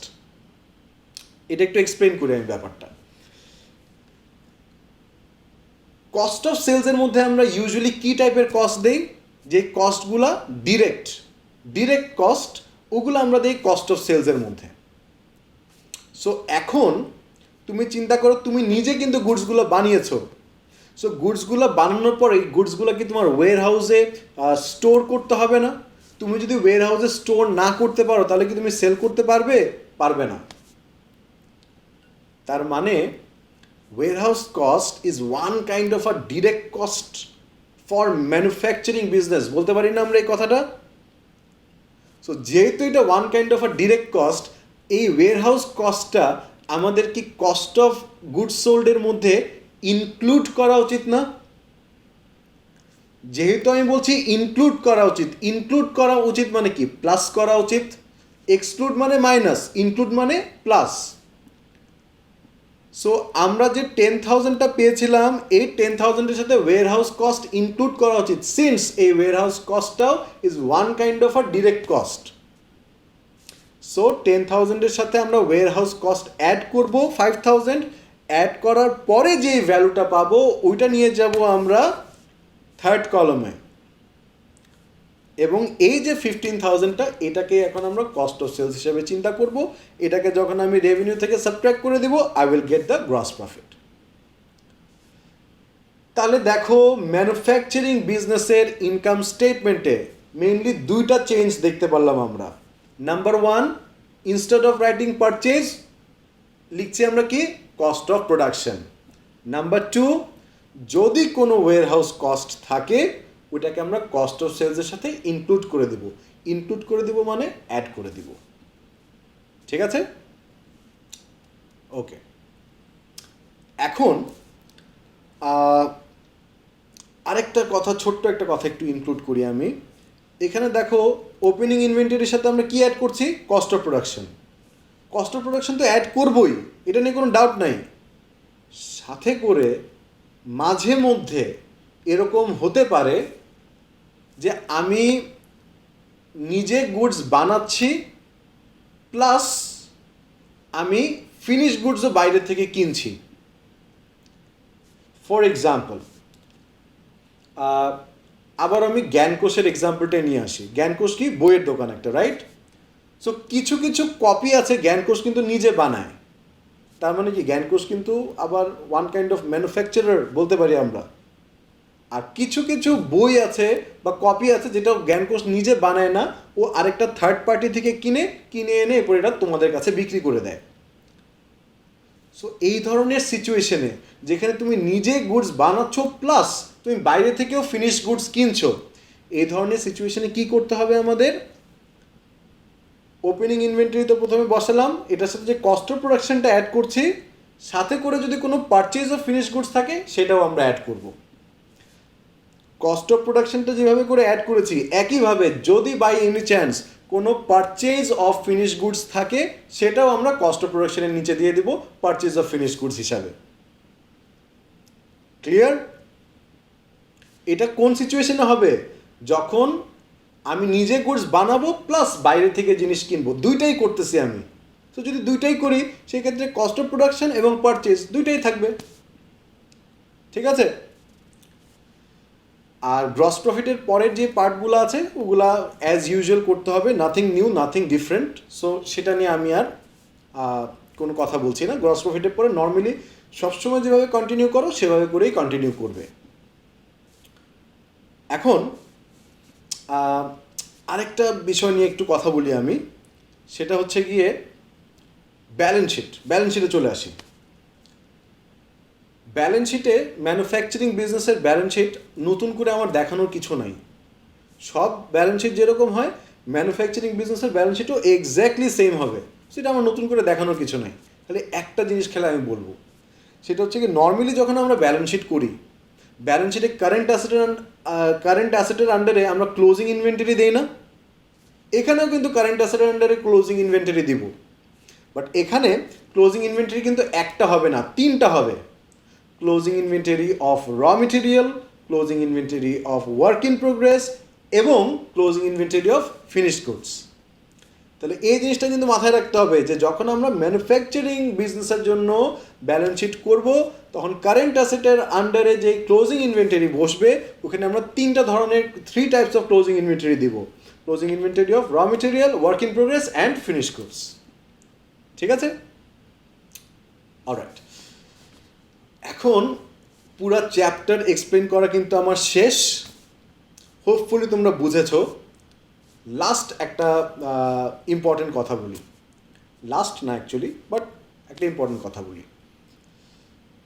এই চ্যাপ্টারের মেইন চ্যালেঞ্জটা হচ্ছে গিয়ে টু ডিটারমাইন কোন কস্টগুলো ম্যানুফ্যাকচারিং অ্যাকাউন্টে যাবে আর কোন কস্টগুলা ইনকাম স্টেটমেন্টে যাবে। এই জিনিসটা মানে ডিটারমাইন করাটাই হচ্ছে কি এই চ্যাপ্টারের সবথেকে বড় চ্যালেঞ্জ। তাহলে কিভাবে করে ডিটারমাইন করবে তোমরা, কিভাবে করে তোমরা বুঝবে যে কোনটা আমি ম্যানুফ্যাকচারিং অ্যাকাউন্টে বসাবো, কোনটা আমি ইনকাম স্টেটমেন্টে বসাবো? এটা ডিটারমাইন করার জন্য আমি খুব ইজি একটা টেকনিক শিখাই দিচ্ছি। সেটা হচ্ছে গিয়ে মনে রাখবে যে কোনো ফ্যাক্টরি রিলেটেড কস্ট চলে যাবে ম্যানুফ্যাকচারিং অ্যাকাউন্টে। ফ্যাক্টরি রিলেটেড কস্ট মানে যে কস্টগুলো ফ্যাক্টরিতে হয়। সো যে কোনো ধরনের ফ্যাক্টরি রিলেটেড কস্ট চলে যাবে ম্যানুফ্যাকচারিং অ্যাকাউন্টে।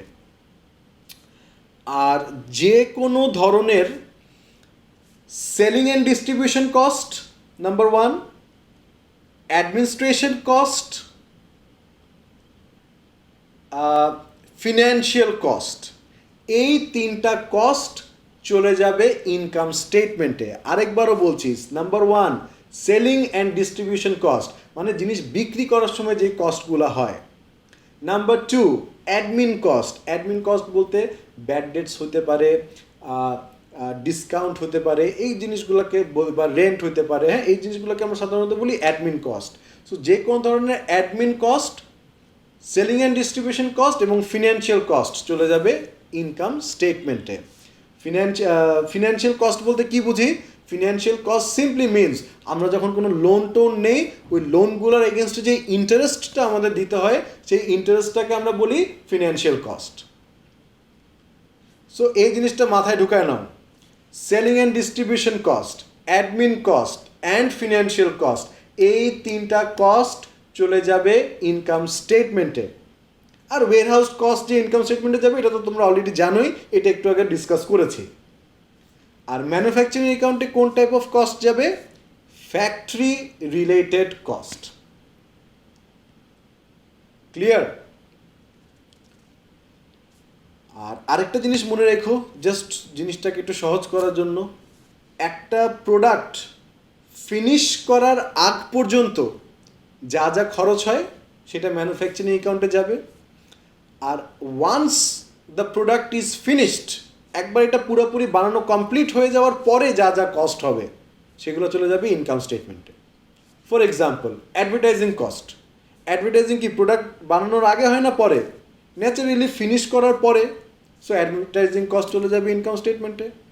অথবা মনে করো ক্যারেজ আউটওয়ার্ড। ক্যারেজ আউটওয়ার্ড কখন হয়? গুডস বানানোর আগে না পরে? ন্যাচারালি গুডস ফিনিশ করার পরে। যখন তোমার গুডসটা ফিনিশ হয়ে যাবে এরপরে এটা ক্যারেজ আউটওয়ার্ড হবে, এরপরে তুমি এটাকে দোকানে দোকানে গিয়ে বিক্রি করবে। সো যেহেতু গুডস বানানোর পরে এই খরচটা হচ্ছে, তার মানে এটাও চলে যাবে ইনকাম স্টেটমেন্টে। ক্লিয়ার? আমি এখন একটা সিম্পল একটা চার্ট তোমাদের সামনে নিয়ে আসি। এই চার্টটা তোমরা দেখলে তোমাদের ক্লিয়ার হয়ে যাবে মোটামুটি যে কোন কস্ট আমাদের কোথায় দিতে হবে। একটা চার্ট আমি এখনই তোমাদের সামনে নিয়ে আসছি। ওকে, সো এখন দেখো আমাদের সামনে একটা চার্ট চলে আসলো। এই চার্টটা দেখে দেখে আমি একটু তোমাদেরকে বলি কোন কস্ট কোথায় যাওয়া উচিত। সবার আগে ক্যারেজ ইনওয়ার্ড, আমরা এটা অলরেডি দেখেছি। ক্যারেজ ইনওয়ার্ড কোথায় যায়? ম্যানুফ্যাকচারিং অ্যাকাউন্টে। কারণ আমরা কি ক্যারি ইন করি? Raw materials. সো র মেটেরিয়াল রিলেটেড কস্ট মানে কি গুডসটা বানানোর আগে এই কস্টটা হচ্ছে না, সো এটা চলে যাবে ম্যানুফ্যাকচারিং অ্যাকাউন্টে। এরপরে আছে আমাদের ক্যারেজ আউটওয়ার্ড। ক্যারেজ আউটওয়ার্ড একটু আগে তো বললামই আমি, ইনকাম স্টেটমেন্টে যাবে, সো এটা income statement. Return inward. Return inward কখন হয়? After we sell the goods. So এটা যেহেতু সেলিং রিলেটেড, সো এটা কোথায় যাবে? Income statement. রিটার্ন আউটওয়ার্ড, আমরা কি রিটার্ন আউট করব? মেটেরিয়ালস যেটা কিনেছি সেই মেটেরিয়ালসগুলো যদি ভালো না থাকে তাহলে তো সেটা ফেরত দিয়ে দিব। সো রিটার্ন আউটওয়ার্ড কোথায় যাবে? যেহেতু material related, manufacturing account. Irrecoverable debt মানে ব্যাড ডেট। ব্যাড ডেট কি একটা অ্যাডমিন রিলেটেড কস্ট না? অ্যাডমিনের কারণেই কিন্তু ব্যাড ডেটস হয়। অ্যাডমিন ঠিকমতো টাকা কালেক্ট করতে পারে নাই বলেই কিন্তু ব্যাড ডেটস হয়েছে। সো ব্যাড ডেটস চলে যাবে যেহেতু অ্যাডমিন রিলেটেড কস্ট ইনকাম স্টেটমেন্টে। Depreciation on machinery. মেশিনারিটা কোথায় থাকে? অফিসে না ফ্যাক্টরিতে? ফ্যাক্টরিতে। যেহেতু মেশিনারি ফ্যাক্টরিতে থাকে তাহলে ডেপ্রিসিয়েশন অন মেশিনারি এটা কি একটা ফ্যাক্টরি রিলেটেড কস্ট না? তাহলে এটা কোথায় যাবে? ম্যানুফ্যাকচারিং অ্যাকাউন্টে। ডেপ্রিসিয়েশন অন ভেহিকল, এটা একটু মনোযোগ দিয়ে শুনবে। ডেপ্রিসিয়েশন অন ভেহিকল, ভেহিকল আমরা দুইটা পারপাসে ব্যবহার করতে পারি। একটা হচ্ছে গিয়ে আমরা ভেহিকলটা ইউজ করতে পারি টু ট্রান্সফার ফিনিশড গুডস, মানে গুডসগুলো যখন ফিনিশড হয়ে গেল এরপর এগুলো দোকানে দোকানে বিক্রি করার জন্য ভেহিকল ইউজ করতে পারি। যদি আমি ভেহিকলটা ইউজ করি এই পারপাসে টু ট্রান্সফার ফিনিশড গুডস, সেই ক্ষেত্রে ভেহিকলের ডেপ্রিসিয়েশন কোথায় যাবে? ইনকাম স্টেটমেন্টে। আর যদি কোয়েশ্চেনে বলে দেয় যে ভেহিকলটা ইউজ করা হচ্ছে to transfer raw materials, so সেই ক্ষেত্রে ভেহিকেলের ডেপ্রিসিয়েশন কোথায় যাবে? ম্যানুফ্যাকচারিং অ্যাকাউন্টে। র মেটেরিয়ালসের জন্য যদি ভেহিকেল ব্যবহার করে থাকি তাহলে ম্যানুফ্যাকচারিং অ্যাকাউন্টে ডেপ্রিসিয়েশন, আর যদি ফিনিশ গুডসের জন্য ভেহিকেল ইউজ করি তাহলে ইনকাম স্টেটমেন্টে যাবে ডেপ্রিসিয়েশন। হোয়াট ইফ কোয়েশ্চেনে কিছু না বলে দেয় যে ভেহিকেলটা কোন পারপাসে ইউজ করছি, এটা যদি কোয়েশ্চেনে বলা না থাকে তাহলে আমরা কি করব? সিম্পলি মনে রাখবে, কোয়েশ্চেনে যদি কিছু না বলে দেয় আমরা এজিউম করে নিব যে ভেহিকেলটা ইউজ করা হচ্ছে টু ট্রান্সফার ফিনিশড গুডস। সেই ক্ষেত্রে ভেহিকেলের ডেপ্রিসিয়েশন আমরা দিয়ে দিব ইনকাম স্টেটমেন্টে। Clear? Next, depreciation on fixture and fittings. Fixture and fittings কিন্তু কোনো সময় ফ্যাক্টরিতে ইউজুয়ালি থাকে না, এগুলো থাকে শোরুমে থাকে ফিক্সচার অ্যান্ড ফিটিংস। যেহেতু শোরুমে থাকে তার মানে এটা কিন্তু selling related. So fixture and ফিটিংসের ডেপ্রিসিয়েশন কোথায় যাবে? Income statement. Next, rent of factory, বলাই আছে ফ্যাক্টরি রেন্ট, যেহেতু factory rent manufacturing. Rent of শোরুমে কি করি আমরা? গুডস সেল করি, সো শোরুমে রেন্ট চলে যাবে ইনকাম স্টেটমেন্টে। সুপারভাইজার্স স্যালারি, সুপারভাইজার কাকে সুপারভাইজ করে? লেবারদেরকে। লেবাররা কোথায় কাজ করে? ফ্যাক্টরিতে। সো সুপারভাইজার স্যালারি কোথায় যাবে? ম্যানুফ্যাকচারিংয়ে, কারণ সুপারভাইজাররা ফ্যাক্টরিতে কাজ করে to supervise the labours. Managers salary, ম্যানেজাররা কোথায় কাজ করে? ইউজুয়ালি শোরুমে। যেহেতু শোরুমে কাজ করে তার মানে manager is related to sales, so ম্যানেজারের স্যালারি চলে যাবে ইনকাম স্টেটমেন্টে। Lorry drivers wages, lorry driver মানে কি? লরি ড্রাইভার মানে যে গাড়ি চালায়, মানে ভেহিকেল চালায়। সো লরি ড্রাইভার্স ওয়েজেস যেহেতু কিছু না বলে দেয় আমরা ধরে নিব যে লরিটা ব্যবহার করা হচ্ছে টু ট্রান্সফার ফিনিশ গুডস, যেটা একটু আগে বলেছিলাম। তো যেহেতু টু ট্রান্সফার ফিনিশ গুডস, এই জন্যই লরি ড্রাইভার্স ওয়েজেস চলে যাবে ইনকাম স্টেটমেন্টে। পারচেজ অফ ফিনিশড গুডস কোথায় যাবে? এটা একটু আগেই বলেছি আমি যখন করছিলাম। পারচেজ অফ ফিনিশ গুডস চলে যাবে ইনকাম স্টেটমেন্টে। ওই যে কস্ট অফ প্রোডাকশনের নিচে চলে যাবে, সেটা একটু আগে বলেছি। আচ্ছা, আর কিছু আছে নাকি আমি একটু চেক করে নেই, জাস্ট গিভ মি 1 সেকেন্ড। না, দ্যাটস অ্যাবাউট ইট। সো কোন কস্ট কোথায় যাবে এইটা যদি এই চার্ট দেখে তোমাদের মাথায় ঢুকে যায় তাহলে হোপফুলি ম্যানুফ্যাকচারিং অ্যাকাউন্টে আর কোনো প্রবলেম তোমরা ফেস করবে না। আই হোপ আমি তোমাদেরকে ম্যানুফ্যাকচারিং অ্যাকাউন্টের সব কিছু বোঝাতে পেরেছি। এতটুক পর্যন্ত যে আমি বোঝালাম, আপ টু দিস মাচ ও লেভেলসের জন্য লাগবে। আর নেক্সট আমি যে জিনিসটা বোঝাবো এটা হচ্ছে কি only for A level students. So ওইটা ও লেভেলসের স্টুডেন্ট যারা আছো তোমাদের ওই পার্টটা দেখার দরকার নেই, তোমাদের এতটুকু পর্যন্তই ও লেভেল স্টুডেন্টের জন্য, both Edexcel and Cambridge. And next আমি এখন যে পার্টটা এক্সপ্লেন করবো it is for A level students of both Edexcel and Cambridge. So এতটুকু পর্যন্ত আমরা যা দেখলাম, this was up to O levels পর্যন্ত আমরা এগুলো অলরেডি শিখে আসছি। এখন আমি চলে আসি একটু এ লেভেলসের জিনিসে, যে এ লেভেলসে ম্যানুফ্যাকচারিং অ্যাকাউন্টে আমাদের মেইন চেঞ্জেসগুলা কোথায় কোথায় হবে, কি হবে, সেগুলো নিয়ে একটু কথা বলি। Okay, so as I was saying যে এ লেভেলসের ডিফারেন্ট পার্টটা কি হবে। সবার আগে একটা ইনকাম স্টেটমেন্ট আমি তোমাদের সামনে নিয়ে আসি। তোমরা এখানে একটা ইনকাম স্টেটমেন্ট দেখতে পাচ্ছ। ইনকাম স্টেটমেন্টে একটু দেখো তো কস্ট অফ প্রোডাকশনটা কত দেখছি আমরা? 12,000 দেখছি কস্ট অফ প্রোডাকশন। এখন আমি একটা সিনারিও বলবো, সিনারিওটা খুব ভালো করে বোঝার চেষ্টা করবে। সাপোজ আমি বললাম যে I am the owner of Otobi furnitures. আমি এই বছর কিছু ফার্নিচার বানিয়েছি। এই ফার্নিচারগুলো বানাতে আমার 12,000 টাকা খরচ হয়েছে।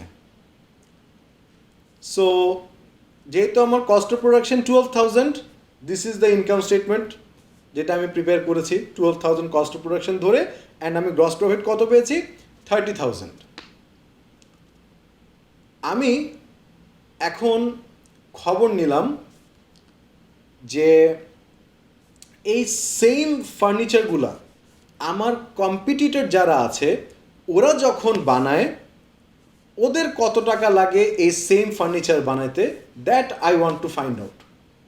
সো আমি একটু খবর নিলাম অটোবির কম্পিটিটর কে কে আছে, মনে করো আক্তার ফার্নিচার্স আছে, এরপরে কি লিগেসি আছে, আরও কি কি ফার্নিচার কোম্পানিজ আছে, রাইট? সো আমি খবর নিলাম, আমি খবর নিয়ে বের করলাম আমি যে এই সেম ফার্নিচার যখন আমার কম্পিটিটররা বানায় তাদের লাগে 10,000 টাকা, কিন্তু আমার কত টাকা লেগেছে? 12,000। আমার যেহেতু 12,000 টাকা লেগেছে, এন্ড অফ দ্য ইয়ারে আমার গ্রস প্রফিট কত আসছে দেখো তো। আমার গ্রস প্রফিট আসছে 30,000। আর আমি যদি আমার কম্পিটিটরের ইনকাম স্টেটমেন্টের কথাটা চিন্তা করি, let's assume everything else is same. আমার কম্পিটিটরের জাস্ট সিম্পলিসিটির জন্য বলছি, চিন্তা করো আমার কম্পিটিটরের everything else is same, only difference হচ্ছে গিয়ে যে আমার কস্ট অফ প্রোডাকশন হচ্ছে গিয়ে 12,000 আর তার কস্ট অফ প্রোডাকশন হচ্ছে গিয়ে 10,000। সো এখন পাশে আমি আরেকটা ইনকাম স্টেটমেন্ট একটু দেখে নেই, আমার কম্পিটিটরের ইনকাম স্টেটমেন্ট। এখানে আমি দেখতে পারতেছি যে তার কস্ট অফ প্রোডাকশন কত আছে? 10,000। অ্যাজ আ রেজাল্ট তার যেহেতু কস্ট অফ প্রোডাকশন আমার থেকে কম, ন্যাচারালি তার গ্রস প্রফিট আমার থেকে বেশি হবে। সো আমরা কি দেখলাম, তার গ্রস প্রফিট কত হয়ে যাচ্ছে? 32,000। আমার গ্রস প্রফিট 30,000 আর আমার কম্পিটিটরের গ্রস প্রফিট 32,000। এখন I am the owner of Otobi. আমি অ্যাজ আ ওনার আমি তো আর বিজনেসে ডেইলি আসি না, আমি তো ডেইলি এসে চেক করি না যে কে কতটুকু কাজ করতেছে, কি করতেছে না করতেছে, এত কিছু আমি চেক করি না। আমি এন্ড অফ দ্য ইয়ারে মনে করো as a owner and of the ইয়ার আমি আসলাম অফিসে, এসে আমি আমার যারা স্টাফ আছে, যারা ওয়ার্কার আছে, ওদেরকে জিজ্ঞেস করলাম যে এই বছরের প্রফিট কত হয়েছে, লেট মি সি, আমাকে ইনকাম স্টেটমেন্টটা দেখাও। সো আমি যখন ইনকাম স্টেটমেন্ট দেখব, আমি দেখলাম যে ইনকাম স্টেটমেন্টটা আমার গ্রস প্রফিট হয়েছে 30,000। এটা দেখেই প্রথমে আমি একটু ডিসস্যাটিসফাইড হব, কারণ আমি জানি যে আমার competitor is making a gross profit of 32,000, whereas I am making gross profit of 30,000. So আমি সবার আগে এখানে কিন্তু একটু ডিসস্যাটিসফাইড হব। অ্যান্ড ডিসস্যাটিসফাইড হয়ে মনে করো আমার মেজাজ খারাপ হইলো, আমি কি করলাম, আমি বললাম যে এই তোমরা ঠিকমতো গুডস টুডস বিক্রি করতে পারতেছো না, তোমরা ঠিকমতো সেল করতে পারতেছো না, অ্যাজ আ রেজাল্ট আমার প্রফিট হচ্ছে না। সো আমি কি করলাম, সেলিং টিমের ওয়ার্কারদেরকে ডাক দিলাম, ডাক দিয়ে এর মধ্যে থেকে 4-5 জনকে স্যাক করে দিলাম, মানে লে অফ করে দিলাম, বাদ দিয়ে দিলাম। একটা জিনিস খেয়াল করো, আমার কিন্তু দুইটা সেট অফ ওয়ার্কার্স আছে। একটা হচ্ছে গিয়ে ম্যানুফ্যাকচারিং ওয়ার্কার্স, মানে যারা জিনিসটা বানায়, আর আরেকটা হচ্ছে গিয়ে সেলিং অ্যান্ড ডিস্ট্রিবিউশন ওয়ার্কার্স, মানে যারা জিনিসগুলো বিক্রি করে। টু সেট অফ ওয়ার্কার্স, দুইটা টিম কিন্তু পুরো আলাদা, টিম এ টিম বি। একটা টিম গুডস ম্যানুফ্যাকচার করে, আরেকটা টিম গুডস সেল করে। আসলে তোমরা চিন্তা করে দেখো তো দোষটা কার ছিল? যারা গুডস ম্যানুফ্যাকচার করেছে তাদের দোষ ছিল, না যারা গুডস সেল করে তাদের দোষ ছিল? আসলে কিন্তু দোষটা ছিল যারা গুডস ম্যানুফ্যাকচার করে তাদের, কারণ ওরা অত বেশি এফিশিয়েন্ট ছিল না। আমার কম্পিটিটর যে জিনিস 10,000 টাকায় বানাচ্ছে, আমার ওয়ার্কাররা ওই জিনিস বানাতে, একই জিনিস বানাতে 12,000 টাকা খরচ করেছে। তার মানে কি, আমার যারা ম্যানুফ্যাকচারিং ওয়ার্কার্স ওরা খুব একটা কিন্তু এফিশিয়েন্ট না। অ্যাজ আ রেজাল্ট আমার কস্ট অফ প্রোডাকশন বেড়ে গেছে। কস্ট অফ প্রোডাকশন বেড়ে যাওয়ার কারণে ন্যাচারালি আমার গ্রস প্রফিট কমে গেছে। এইটার পিছনে আমার সেলিং অ্যান্ড ডিস্ট্রিবিউশন ওয়ার্কারদের কিন্তু কোনো মানে হাত নাই, ওদের কিন্তু কোনো দোষ নাই। ওরা ঠিক মতোই গুডস বিক্রি করছে, ওরা দোকানে দোকানে গেছে, ঠিক মতোই বিক্রি করছে, ওরা they have done everything correct. কিন্তু অ্যাজ আ ওনার আমি কিন্তু এত কিছু দেখলাম না। অ্যাজ আ ওনার আমি কি করলাম, at the end of the ইয়ার আমি আসলাম অফিসে, এসে আমি 2-4 জন সেলিং ওয়ার্কারদেরকে বের করে দিলাম, লে অফ করে দিলাম। Unfair decision. কেন বলছে আনফেয়ার ডিসিশন? কারণ সেলিং ওয়ার্কার্সরা they have done their job right. ভুল কাদের ছিল? ম্যানুফ্যাকচারিং ওয়ার্কারদের ভুল ছিল। সো ম্যানুফ্যাকচারিং ওয়ার্কারদের কারণে কিন্তু আমার প্রফিট কমেছে, বাট আমি কিন্তু একটা রং ডিসিশন নিলাম। আমি কি করেছি, আমি সেলিং ওয়ার্কারদেরকে বের করে দিয়েছি। ভুল হয়েছে না ডিসিশনটা? এই প্রবলেমের সলিউশন কি? এই প্রবলেমের সলিউশন হচ্ছে গিয়ে transfer price. Now what is a transfer price সেটা একটু বলি। Let's go back to a manufacturing account. আমরা একটু আগে যে ম্যানুফ্যাকচারিং অ্যাকাউন্টটা করেছিলাম, ইনকাম স্টেটমেন্টগুলো আমি এখান থেকে সরাই দিলাম, ম্যানুফ্যাকচারিং অ্যাকাউন্টটা আমি এখন সামনে নিয়ে আসলাম। ম্যানুফ্যাকচারিং অ্যাকাউন্টে আমরা একটু দেখি তো আমাদের কস্ট অফ প্রোডাকশন। ম্যানুফ্যাকচারিং অ্যাকাউন্টে আমাদের কস্ট অফ প্রোডাকশন কত ছিল? 12,000। সো আমি এখন ম্যানুফ্যাকচারিং অ্যাকাউন্টে গিয়ে কী করবো দেখো, কস্ট অফ প্রোডাকশনের নিচে আমি লিখবো ট্রান্সফার প্রাইস।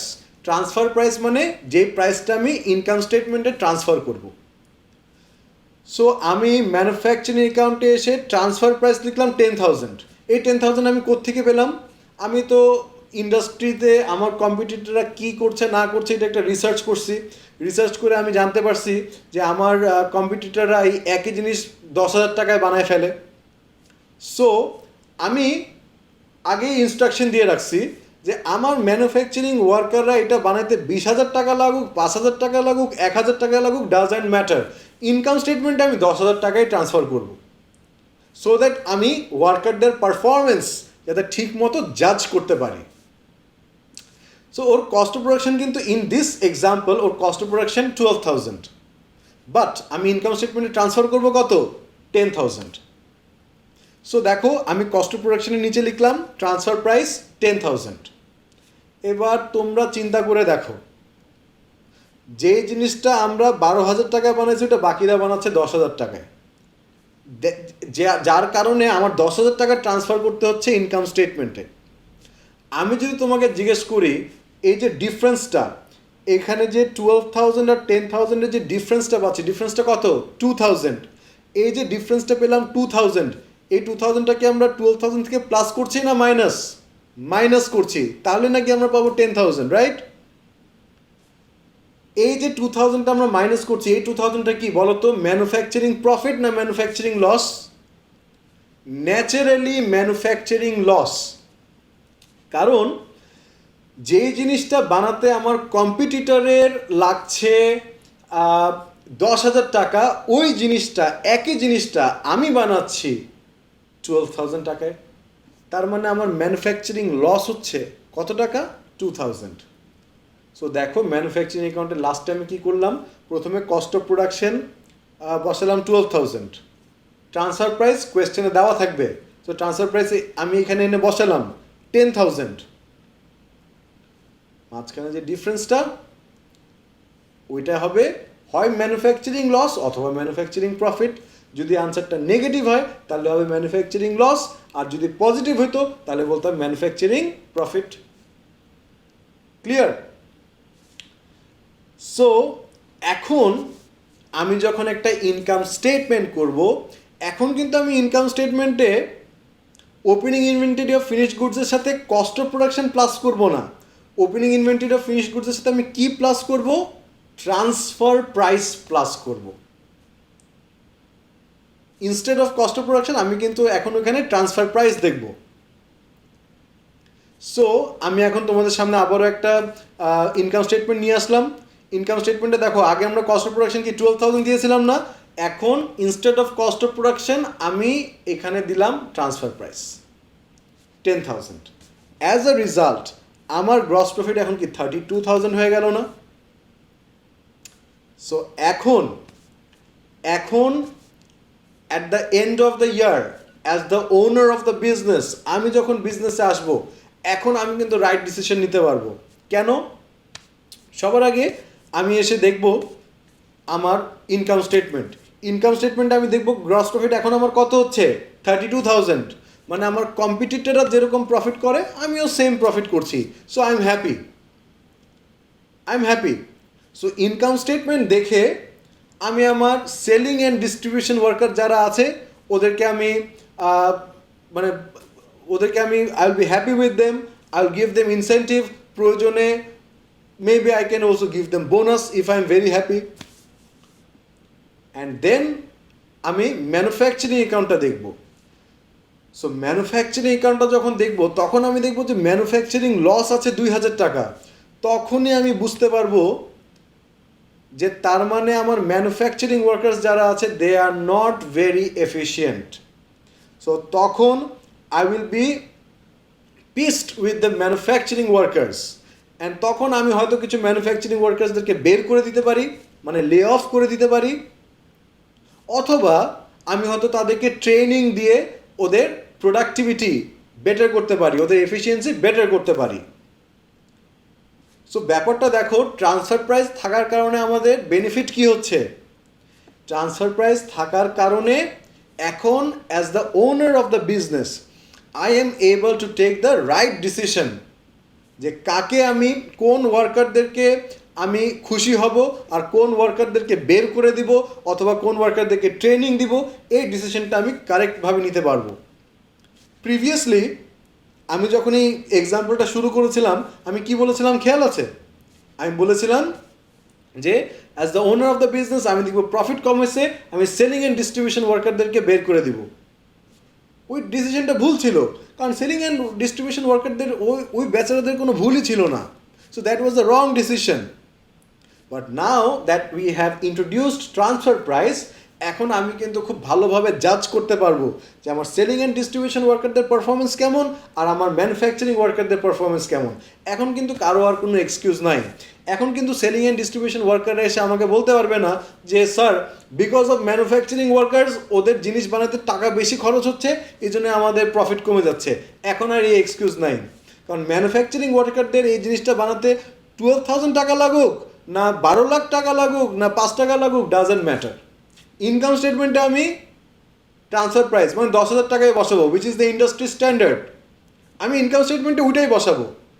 ইনকাম স্টেটমেন্টে আমি 10,000 টাকা বসানোর পরে আমি সেলিং অ্যান্ড ডিস্ট্রিবিউশন ওয়ার্কারদেরকে বলবো যে তোমরা এখন বলো তুমি আমাকে কত টাকা প্রফিট করে দিবা। আমি তো এখানে স্ট্যান্ডার্ড প্রাইস বসাইছি, কম বেশি বসাই নেই। তুমি তো এখন আমাকে বলতে পারবা না যে আমার ম্যানুফ্যাকচারিং ওয়ার্কারের কারণে তো তুমি প্রফিট করতে পারতেছো না, এই এক্সকিউজ এখন আর দিতে পারবা না। সো আমি তোমাকে এখন স্ট্যান্ডার্ড যে খরচ 10,000 টাকা ওইটাই বসাই দিলাম, এখন তুমি বলো আমাকে প্রফিট কত করে দিবা। এরপরে if they make good profit I will be happy with them, I will give them incentive, I will give them bonus. আর ম্যানুফ্যাকচারিং ওয়ার্কারদেরকে বলবো যে তোমাদের কেন এত টাকা লাগতেছে বানাতে, যেখানে কম্পিটিটররা জিনিসটা 10,000 টাকায় বানাচ্ছে। Either you guys take training and improve your efficiency or get lost. বুঝতে পারছি ট্রান্সফার প্রাইসের কনসেপ্টটা? সো দিস ইজ ইট, এটাই ট্রান্সফার প্রাইস। আর একটা জিনিস খালি বলে দিই, এই যে ম্যানুফ্যাকচারিং লসটা দেখলাম না আমরা, ম্যানুফ্যাকচারিং লসটা কত ছিল? 2,000। এই ম্যানুফ্যাকচারিং লসটা কই দিব? গ্রস প্রফিটের সাথে অ্যাডজাস্ট করে নেব। গ্রস প্রফিটের সাথে এই ম্যানুফ্যাকচারিং লসটা মাইনাস করে দিব। আর যদি ম্যানুফ্যাকচারিং প্রফিট হতো তাহলে ওটা গ্রস প্রফিটের সাথে অ্যাড করে দিতাম আমরা যখন ফুল ইনকাম স্টেটমেন্টটা করব। ঠিক আছে? That's it. এ লেভেলসে আর একটা জিনিস নতুন আছে আমাদের, সেটা হচ্ছে গিয়ে provision for unrealised profit. But ওই প্রভিশন ফর আনরিয়েলাইজ প্রফিট নিয়ে আমি আজকের ভিডিওতে কথা বলবো না, ওটা নিয়ে আমি আরেকটা ছোট করে একটা ভিডিও বানায় দিব, ওটা নিয়ে আমরা we will discuss about that letter. ঠিক আছে? সো ম্যানুফ্যাকচারিং অ্যাকাউন্টের এক্সপ্লেনেশন আজকে আমাদের এতটুকু পর্যন্তই থাকবে। I have explain the whole thing. Make sure everyone you go through everything, ভালো করে you make your own notes so that you are prepared for the next class. Okay? So আজকে আমরা এতটুকুই রাখবো। Thank you for watching.